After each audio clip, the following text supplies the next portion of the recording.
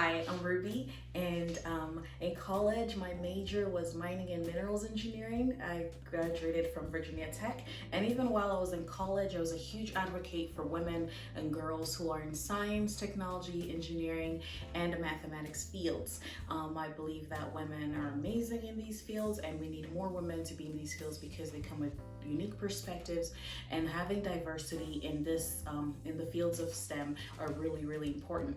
And throughout my time in college and after college, I continued to advocate for women in STEM. Actually, in 2018, I started my own magazine called STEMher, which highlights women who are in science, technology, engineering, and mathematics careers. And post-college, I was working as a mining engineer. I worked for the federal government first, and then after that, I went into the private sector working at a gold mine. And at the gold mine, I worked in the environmental department. And so my husband and I got married in 2020, and in 2022 we decided we wanted to start trying to have kids. And so in the second cycle of us trying to conceive, we got pregnant, and that was amazing. We're excited.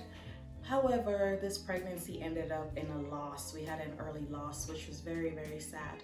And at the time, I was working out at a mine site whereby my round trip commute was 3 hours long. And so we tried again. We mourned, we handled the loss, and then we tried again. And then I was able to get pregnant again. And so upon that happening, during this time, work environment was getting pretty stressful. Unfortunately, I was dealing with a lot of loss in my family. My husband lost some folks in his family. I did as well. And it's just loss and pain was coming from different angles at us.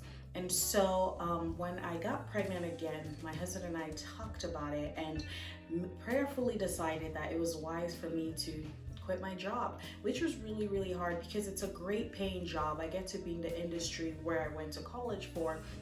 And just being a working woman, and like I've said, I'm a woman who advocated for STEM, who's all about being a career woman, being a boss, and all that stuff. So that was a really hard decision for me to make, but I knew that that was the best decision for me to make, especially having dealt with the loss. A part of me felt that, did I contribute to that based on what I was doing, my field work that I was doing? And I know that's not it. Loss happens in many different ways, and that sadly was how that pregnancy was gonna end. And so we made the decision to do that. And I had I was working even though I was pregnant, and then I decided to quit during my pregnancy. And I decided to, after having my baby and everything, I had a healthy baby boy, I decided to just continue to stay home. Even though I loved working, I decided that was the best decision for my family and me. It was the best decision for us financially, rather than having to pay so much money for childcare. It made more sense for me to stay home. And I had my son at age 31. I've waited for so many years to be a mom. It's something I always prayed for, I always longed for.